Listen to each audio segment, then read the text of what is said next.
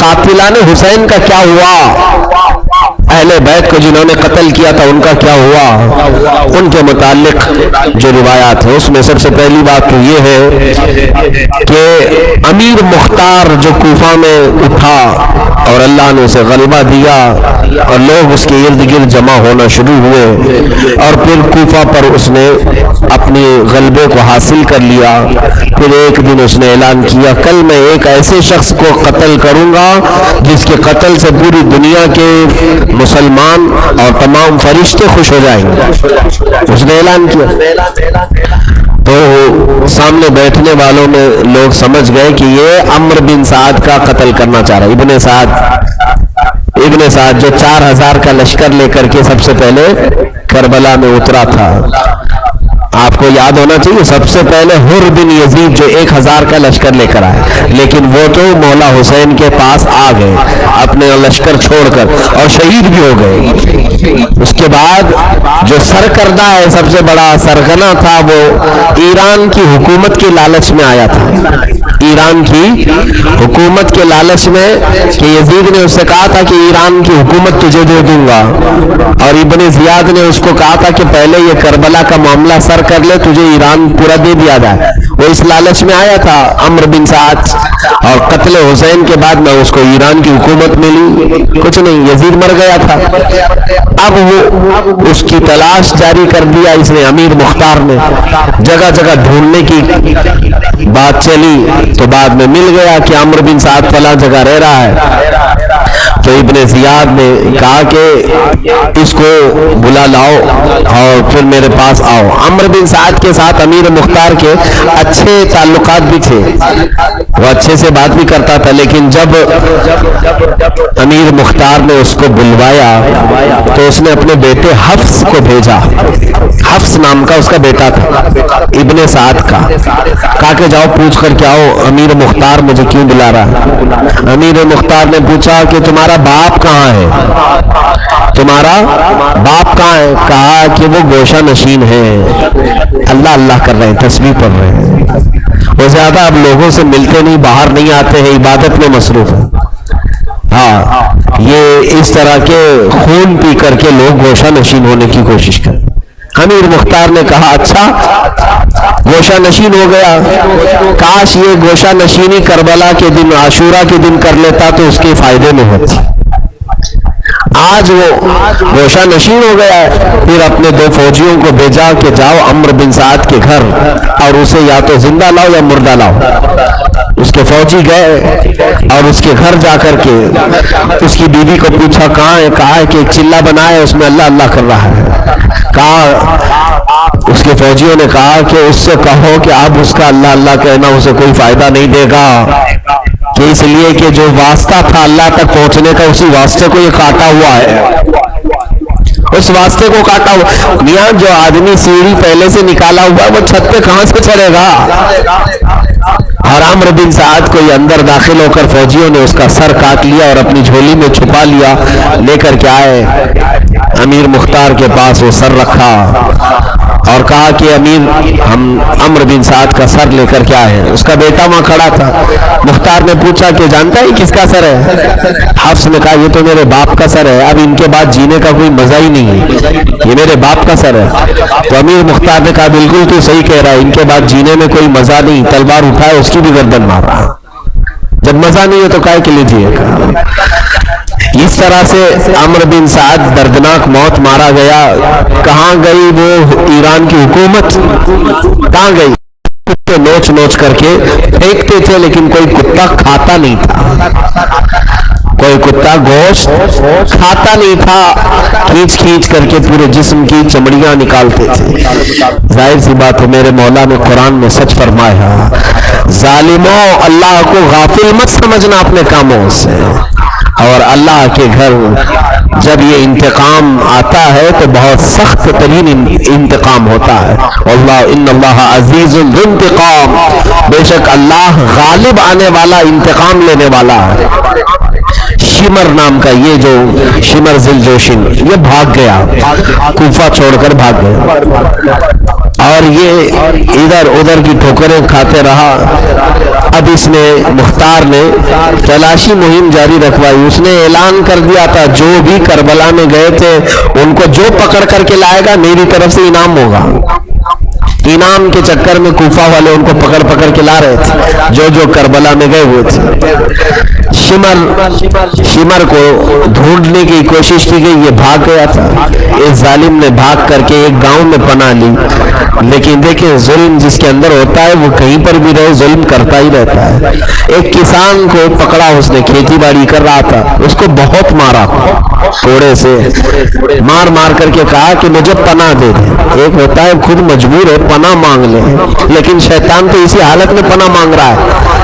اس کسان کو خوب مارا اور کہا کہ مجھے پناہ دے, اور ایک خط لکھ کر کے دمشق بھجوایا, کیونکہ وہاں امیہ کی خلافت تھی کہ جاؤ ادھر پہنچا دینا, میں بڑی مصیبت میں ہوں, مختار مجھے قتل کر دے گا. وہ کسان بیچارہ خط لے کر کے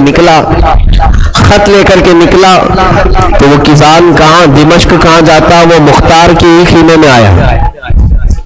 کہا کہ آپ امیر کوفہ ہیں, آپ سے ایک آدمی حفاظت کی گزارش کر رہا ہے اور میرے پاس آیا ہے اور میں نے پناہ دی ہے, اور اس نے کہا ہے کہ چٹھی گورنر تک پہنچا دوں, آپ کو پہنچانے کے لیے آیا. تو مختار نے دیکھا اور کہا بالکل صحیح جگہ پہنچایا, اس کو پوری طرح سے ہم حفاظت دے دیں گے, تیرا بھی ٹینشن ختم ہو جائے گا. فوج کو بھیجا, شمر کہاں ہے پتہ چلانے کے لیے. یہ ایسا شخص تھا شمر ذوالجوشن, اس کے پورے جسم میں کوڑ کے داغ تھے, سفید داغ تھے, اور یہ چادر اوڑھ کے سوتا بھی تھا تو اس کے سفید داغ باہر دکھتے تھے. لوگ نفرت بھی کرتے تھے. ایسے ہی لوگ تو امام حسین کے قتل میں آگے آئے تھے. یہی کم کیا تھا کہ اس کو بڑی بیماریوں میں مبتلا رکھا گیا تھا. جب رات کے وقت گھوڑے وہاں پر پہنچے تو یہ شمر ذوالجوشن کے ساتھ ایک اور شخص تھا. وہ کہتا ہے کہ مجھے ڈر سا لگنے لگا, تو اس نے کہا کہ ڈرو مت, ادھر آس پاس جنگلوں میں ریچھ بہت ہے, ان کے چلنے پھرنے کی آواز ہے. تو اس کا ساتھی کہتا ہے کہ نہیں, مجھے کچھ اور خوف لگ رہا ہے. تو اس نے کہا تجھے اگر خوف ہے تو لگتا ہے ایسا کہ تجھے مختار کا بہت ڈر آ گیا ہے, مختار کچھ نہیں ہے. یہ کہہ کر کے اس کو کہا, خود چادر اوڑھ کر کے سو گیا. اور اس کا جو ساتھی تھا وہ کہتا ہے میں وہاں سے نکل گیا کیونکہ مجھے گھوڑوں کے ٹاپوں کی جو آواز آئی اندازہ ہو گیا کہ مختار کی فوج آ رہی ہوگی. کہتا میں نکل گیا اور یہ اسی گمان میں تھا کہ آگے پیچھے والے ریچھ ہوں گے, اور اس کے لیے تو بہت خطرناک ریچھ آ گئے. وہ جب مختار کی فوج وہاں پہنچی تو چادر تانے ہوئے سویا تھا, اسی چادر کے اوپر سے اس کو نیزے مارنا شروع کیا. اتنے نیزے مارے گئے کہ وہ زمین میں گڑ گیا, اٹھنے کی طاقت نہیں تھی, اور اس کا بھی سر تن سے جدا کیا. اور حتیٰ کہ بعض ایسے قاتل ہیں, مختار سقفی نے بدلے اور انتقام میں اس قدر مبالغہ کیا کہ کچھ لوگوں کے بارے میں خبر ہوئی کہ وہ پہلے ہی ڈر کے مرے ہوئے ہیں. ایک آدھ مر گئے تھے اور لوگوں نے ان کو نماز جنازہ وغیرہ سب پڑھا کر کے دفن کر دیا تھا. تو یہ اپنی فوج کو لے کر گیا اور کہا کس سے پوچھ کر کے دفن کیا اس کو. مرا تھا نیچرل موت. اس نے قبر کھودنے کی حکم دیا اور قبر کھدوائے, اور ان کو کہا کہ یہ بغیر دنیا کی سزا لیے تو نہیں جائیں گے, ان کو پہلے دنیاوی سزا دی جائے, بعد میں اللہ کی طرف سے جو ہے وہ بعد میں دیا جائے. قبروں کو کھود کر کے یہ امیر مختار نے ان لوگوں کو سزا دی, بعض کو تو کوڑے مارے. بہرحال یہ انتقامی آگ تھی, انتقام بدلا تھا. پھر اس کے بعد ایک شخص تھا عبداللہ بن دیاس, اس کو امیر مختار نے پورا قتل نہیں کیا, اس نے محمد بن عمار بن یاسر کو قتل کیا تھا, مارا تھا. تو اس کو امیر مختار نے صرف ہاتھ پیر اور سب چیزیں کاٹ کر کے چھوڑ دیا تڑپتے ہوئے, صرف اس کا دھڑ تھا اور باقی کچھ بھی نہیں تھا, اس کو اسی طرح چھوڑ دیا ہے. اور لوگوں کو کہا کہ کوئی اس کی نحوست کے قریب نہ جائے, وہ اسی حالت میں تڑپتا تڑپتا مرا تھا. اسی طرح سے ایک شخص تھا حکیم بن طفیل تائی, یہ وہ تھا جو حضرت عباس علمبردار کے بازو کاٹا تھا, اور حضرت عباس کا پورا اسلحہ یہ لے لیا تھا. اس کو جب خبر ہوئی کہ امیر مختار ہر ایک کو چن چن کے مار رہا ہے تو اس نے ایک صحابی حضرت عدی بن حاتم کو اپنا سفارشی بنایا. وہ بہت جلیل القدر بزرگ تھے اور ان کو اس نے سفارشی بنایا. مختار ان کی ہر بات سنتا تھا. حضرت عدی بن حاتم گئے مختار کے پاس, کہا کہ حکیم جو ہے یہ مجھے سفارشی بنایا ہے. تو مختار نے کہا کہ حضور کیا آپ قاتلان حسین کی بھی سفارش کرنے لگ گئے ہیں؟ آپ صحابی ہیں. تو انہوں نے کہا نہیں, مجھے یہ خبر ملی ہے کہ اس پر جھوٹا الزام ہے, اس پر جھوٹا الزام. وہ صحابی رسول کو غلط خبر دے کر کے اس نے ایسا بتایا ہوگا. بہرحال امیر مختار کی فوج نے حکیم کو گرفتار کر لیا. ابھی یہ بات چیت ان کی وہاں چل رہی تھی. حضرت عدی بن حاتم سفارش کے لیے گئے ہوئے گورنر ہاؤس میں. کوئی قاصد آ کر کے فوجیوں کو بتا دیا کہ حضرت عدی بن حاتم نے اس کی سفارش کی اور مختار نے مان لیا. کہا کہ حضور آپ نے سفارش کی, میں اس کو چھوڑ دوں گا. حکیم کو جو عباس علمبردار کے بازو کاٹا تھا اس کے اوپر الزام ہے. بہرحال آپ کہہ رہے ہیں کہ جھوٹا الزام ہے, میں چھوڑ دوں گا آپ کی سفارش پر. تو ایک قاصد گیا اور فوجیوں کو کہا, جو حکیم کو گرفتار کر کے لا رہے تھے, فوجیوں سے کہا کہ یہ چالاک آدمی بچ کر نکل جائے گا. اس نے صحابی رسول کو اپنا سفارشی بنایا. انہوں نے سفارش کی اور امیر مختار مان بھی لیا ہے. تو فوجیوں نے کہا جو گرفتار کر کے لے جا رہے تھے, اب تک تو ہمیں امیر مختار نے اس کو گرفتار کرنے کا حکم دیا تھا, ہم امیر کے حکم کے پابند ہیں. زندہ لاؤ یا مردہ لاؤ, ہم کو امیر مختار نے حکم دیا اور ہم امیر کے پابند ہیں. اب پہنچنے کے بعد دوسرا آرڈر جو بھی ہوگا وہ دیکھیں گے. پہنچنے کے بعد دوسرا آرڈر, اس سے پہلے کہ پہنچے اس کا کام یہی تمام کرنا. فوجیوں نے خود اس کو کاٹ دیا اور اس کے بعد سر لے کر کے پہنچے. حضرت عدی بن حاتم بھی وہاں سے. کہا یہ کیا کر دیا تم لوگوں نے؟ کہا کہ حضور کیا بات ہے؟ کہا میں نے سفارش کر کے اس کو آزاد کروایا تھا. فوجیوں نے کہا ہم کو امیر مختار نے حکم دیا تھا کہ زندہ پکڑ لاؤ یا مردہ پکڑ لاؤ, تو ہم نے مردہ لانا بہتر سمجھا. وہ بھی بری ہو گئے, وہ بھی بری ہو گئے, دونوں بھی. بہرحال قاتلان حسین کا برا انجام ہوا, بہت برا انجام ہوا. حتیٰ کہ تقریباً 7,000 لوگوں کو تو امیر مختار نے مارا, 7,000. باقی کے متعلق اب جو بڑا ظالم اس میں تھا وہ ابن زیاد, عبید اللہ بن زیاد, جو کوفہ کا گورنر تھا. ہوا یہ کہ کوفہ چھوڑ کر کے موصل چلا گیا تھا. اس کو یہاں کی گورنری سے ہٹا دیا گیا, ہو گئے ختم. امیر مختار یہاں کا غلبہ حاصل کیا ہوا تھا. مختار نے اعلان کیا کہ میں موصل پر چڑھائی کروں گا اور ابن زیاد کو جب تک میں نہیں حاصل کروں مجھے سکون نہیں ہوگا. یہ اپنی فوج لے کر کے نکلا. ابن زیاد بھی 30,000 کی فوج لے کر آیا مختار کے مقابل میں. وہ بھی دریائے فرات کے قریب لڑائی ہوئی, مختار کی فوج اور ابن زیاد کی فوج. غالباً جمعہ کا دن تھا, تاریخ میں یہی لکھا ہوا ہے, جمعہ کا دن تھا اور یوم عاشورہ تھا, 10 محرم الحرام. دریائے فرات کے قریب موصل کے پاس جنگ ہو رہی ہے. اللہ عز و جل نے دوپہر کے بعد اس فوج کو امیر مختار کی, جس میں ابراہیم مالک اشتر جو ہے سپہ سالار تھے, ان کو ایسا غلبہ عطا کیا کہ اس کی فوج, عبید اللہ بن زیاد کی فوج, سب اسے چھوڑ کر بھاگ گئی, میدان چھوڑ کر بھاگ گئی, بچا کوئی نہیں تھا. اب یہ منہ چھپاتا ہوا ادھر ادھر گھوم رہا تھا, پھر رہا تھا. یہ دوڑتا ہوا, وہی میں نے کل واقعہ بتایا تھا, ایک خیمے میں جا کر چھپنے کی کوشش کیا, پانی پانی کہہ رہا تھا. وہ خیمہ کسی اور کا نہیں, امام زین العابدین کا تھا. انہوں نے 3 کھٹوریاں اسے پانی پلایا. اس کے بعد جب تک تو امیر مختار کی فوج پیچھے سے آئی اور عبید اللہ ابن زیاد کو گرفتار کر لیا. گرفتار کر کے اس کو رسیوں سے باندھ کر کے لایا گیا, رسیوں سے باندھ کر کوفہ لایا گیا, اور کوفہ لا کر کے سارے کوفہ والوں کو جمع کیا گیا اور اس کو سولی پر چڑھایا گیا. اور اس کا جب سر الگ ہوا, اللہ اکبر, ایک ایسی دہشت تھی کوفہ والوں کو. اس کے 3 ساتھی اور بھی قتل ہوئے تھے کوفہ کے گورنر ہاؤس میں. عبرت کے لیے وہ سر وہی لٹکایا گیا جہاں ابن زیاد نے حضرت ہانی بن عروہ اور امام مسلم بن عقیل کا سر لٹکایا تھا. اور پھر مختار سقفی نے وہ سر کو سامنے رکھا جہاں امام حسین کا سر کربلا سے واپس آ کر کے اس کے گورنر ہاؤس میں رکھا گیا تھا. تو کوفہ کے اب امیر مختار نے چھڑی لی اور اس کو سر کو مارنا شروع کیا اور کہا مختار یاد ہے وہ دن؟ اے کوفہ والوں دیکھو. یہ سن 66 ہجری تھی, تقریباً 6 سال ہوئے تھے امام حسین کی شہادت.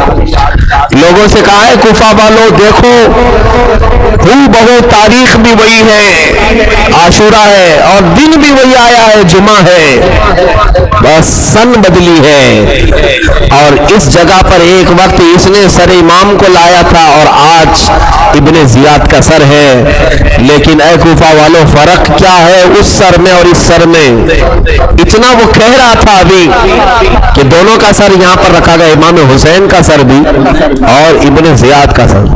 سر امام کو جو لوگ دیکھے تھے کوفہ میں وہ اس خوشبو کو 6 سال بعد بھی محسوس کر رہے تھے, لیکن آج ابن زیاد کا سر وہاں رکھا گیا تھا. اللہ اکبر. اچانک یہ تقریر چل رہی تھی مختار سقفی کی, اچانک اس تخت پر ایک خوفناک اژدھا ظاہر ہوا, سانپ ظاہر ہوا اور سارے ڈر کر کے پیچھے ہٹ گئے. وہ اتنا خطرناک کالا سانپ تھا کہ زبان باہر نکالتا تھا تو آگ کی چنگاری نکلتی تھی.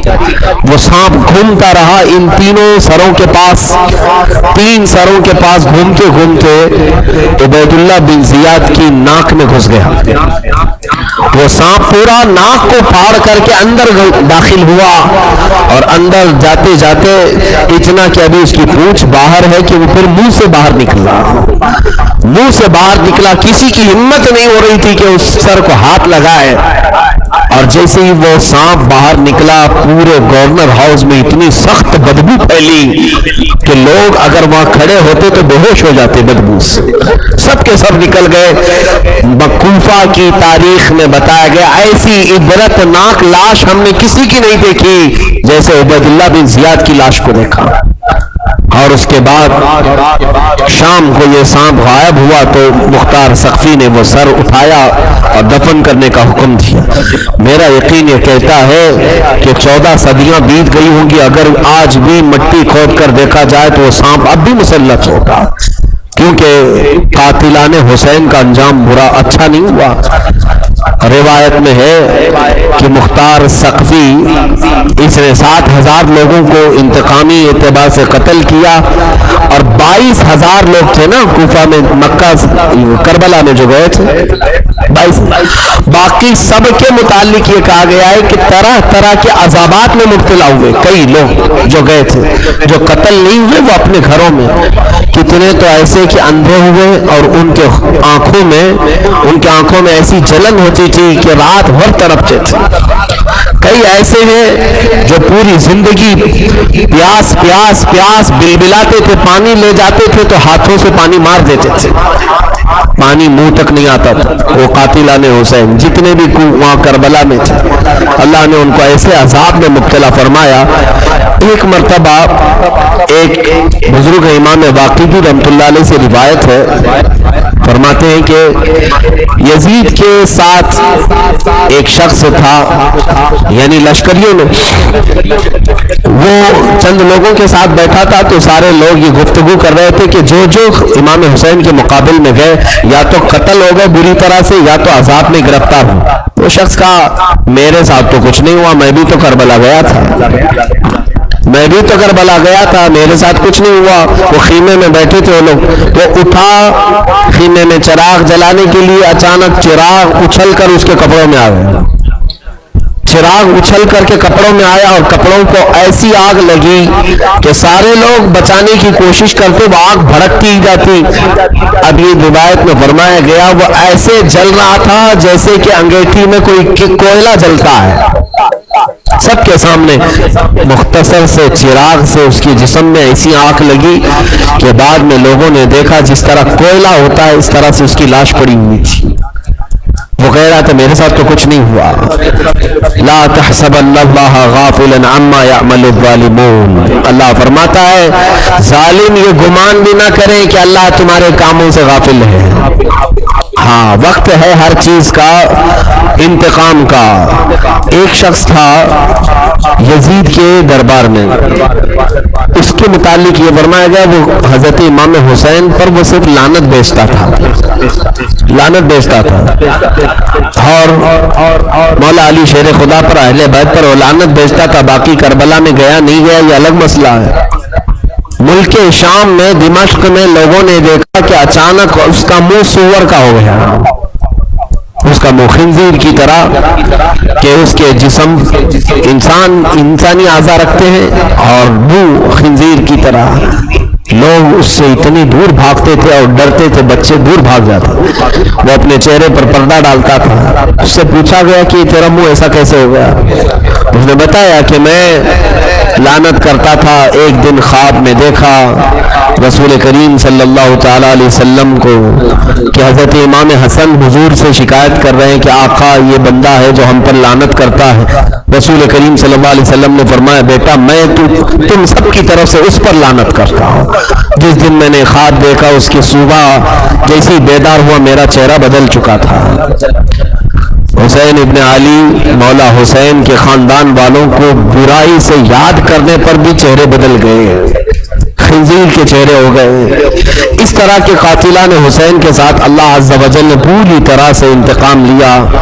اس کے بعد اخیر میں یہ امیہ حکومت چلتی رہی۔ ہاں الحمدللہ سیدنا امام حسین کے ساتھ جتنے لوگ تھے ان کا تذکرہ آج بھی الحمدللہ عزت کے ساتھ کیا جاتا ہے، عزت کے ساتھ کیا جاتا ہے۔ جو جو شریک قافلہ تھے ان پر لاکھوں سلام ہیں، ان کی تربتوں پر لاکھوں سلام ہے۔ اس سے بڑھ کر ان کی فضیلت میں اور کیا چاہیے؟ قرآن کہتا لا تقولوا فی سبیل اللہ امواتا ولا تقولوا لمن يقتل فی سبیل اللہ امواتا، اے لوگو اللہ کی راہ میں مارے گئے ہوں انہیں مردہ بھی مت کہنا۔ قرآن ان کے زندہ ہونے کی بشارت دے رہا ہے، اس سے بڑی فضیلت اور کیا چاہیے؟ ان کے زندہ ہونے کی بشارت ہے۔ اسی لیے تو کہا ہے شاعر نے کہ جینا ہو تو ایسے جیو دنیا میں کہ موت اس کی جس کا کرے زمانہ افسوس، یہ تو یہاں سبھی آئے مرنے کے لیے، ہماری موتوں کو کون یاد رکھے گا؟ ہاں ان کا جینا بھی یاد کیا جاتا ہے، ان کا مرنا بھی یاد کیا جاتا ہے۔ وہ قرآن کی بشارت کے ساتھ زندہ جاوید ہے، زندہ جاوید۔ اسی لیے ہمارے بزرگوں نے فرمایا ہے حسین کے نام پہ ماتم نہیں ہے اہل سنن کا شیوا، حسین کے نام پہ ماتم نہیں ہے اہل سنن کا شیوا۔ قرآن اعلان کر رہا ہے شہید مرتے نہیں ہے نظمی، قرآن اعلان کر رہا ہے جب شہید ہیں وہ اور مرتے نہیں ہیں تو زندہ لوگوں کا ماتم کیوں کیا جائے، زندوں کا غم کیوں منایا جائے؟ ہاں البتہ ان کے ساتھ ہونے والے معاملات کا ہمیں غم ضرور ہے، لیکن ہم ان میں سے کسی کو مردہ نہیں تصور کرتے۔ قرآن کہہ رہا ہے ان کو زندہ تصور کرو۔ یہ اور بات ہے کہ ان کی زندگی کا شعور تمہیں نہیں۔ دوسری آیت میں تو یوں فرمایا رب تعالیٰ نے عند ربهم یرزقون، عند ربهم یرزقون، اے لوگوں وہ اپنے رب کے پاس سے انہیں رزق بھی دیا جا رہا ہے۔ یہاں زندوں کو رزق کی حاجت ہے، جگہ جگہ محنت مزدوری کر کے بھی وہ چیزیں نہیں مل رہی، اور وہ سو گئے صدیوں سے سوئے، مولا فرما رہا ہے ان کو رزق دیا جا رہا ہے۔ تفسیر میں بزرگان دین نے فرمایا مولا انہیں اتنا رزق دیتا ہے، اتنا رزق دیتا ہے جو ان کے آس پاس جاتے ہیں وہ اپنا رزق انہیں بھی کھلا دیتے ہیں۔ ظاہر سی بات ہے افطاری جب زیادہ آتی ہے تو ہم کیا کرتے ہیں؟ ہمیں جتنا پیٹ بھرنا ہے کھا لیا اور باقی سب بچوں کو دیا، قریب جو ہیں ان کو دیا، سب کو دیتے ہیں، یہ ہماری عادت ہے۔ تو وہ جود و سخاوت کے بادشاہ جن کو مولا رزق دے رہا ہو ان کی خبروں میں مجھے تو امید ہے کہ قریب جانے والے تو پاتے ہی ہیں، جو دور سے نام لیتے ہیں مولا انہیں بھی کھلاتے ہیں۔ الحمدللہ ہم صدقہ حسین کا کھاتے ہیں اور اس میں ہمیں کوئی شرم و حیا کی بھی بات نہیں، اس لیے کہ وہ سخاوت والا گھرانہ ہے جہاں ہمیشہ سے نوازا جاتا رہا ہے۔ بہرحال کربلا کے بعد کی یہی معاملات رہے تقریباً 40-50 سال تک۔ پھر امیہ خاندان میں سے ہی بعض خلفاء آئے، عبد الملک بن مروان آیا، سلیمان بن عبد الملک آیا، اور کئی بادشاہ آئے، ان کو خلیفہ نہیں کہا گیا ہے، لفظی اعتبار سے خلیفہ ہم کہتے ہیں، لیکن اصل جو خلیفہ ہیں وہ سیدنا ابو بکر صدیق ہیں، حضرت عمر فاروق ہیں، حضرت عثمان ہیں، حضرت علی رضی اللہ تعالیٰ، امام حسن مجتبیٰ ہیں، باقی سب بادشاہ کہلائے، بادشاہ ہے جن میں دنیاوی رنگت آ گئی، دنیا کے معاملات آ گئے۔ تو امیہ خاندان کی خلافت چلی اور اس کے بعد 105 ہجری یا 110 ہجری کے بعد عباسی حکومت آئی۔ یہ عباسی حکومت بنو عباس، کہ حضرت عباس رضی اللہ تعالیٰ عنہ کے خاندان میں سے جو لوگ خلیفہ بنے، حکمراں بنے، ان کی حکومت کو عباسی حکومت کہا جاتا ہے۔ عباسی حکومت کے سب سے مشہور خلیفہ کا نام ہارون رشید، آپ نے سنا ہوگا نام، ہارون رشید کا نام تو اکثر لوگوں نے سنا ہے۔ یہ عباسی خاندان کے حکمران تھے، عباسی خاندان کے خلیفہ بنے بغداد میں۔ تو یہ اس طرح سے اسلام پھلتا رہا، پھولتا رہا۔ اس کے بعد پھر کوئی ایسی یعنی بڑی آفت اسلام پر نہیں آئی کہ جس کی وجہ سے اتنا بڑا خسارہ ہوا ہو۔ میں سمجھتا ہوں میرے آقا صلی اللہ علیہ وسلم کی وفات کے بعد، میرے آقا کی وفات کے بعد قیامت تک اگر سب سے بڑا سانحہ، سب سے بڑا حادثہ، سب سے بڑی قیمتی چیز دنیا نے کوئی کھوئی ہے تو وہ حسین اعظم کی ذات ہے۔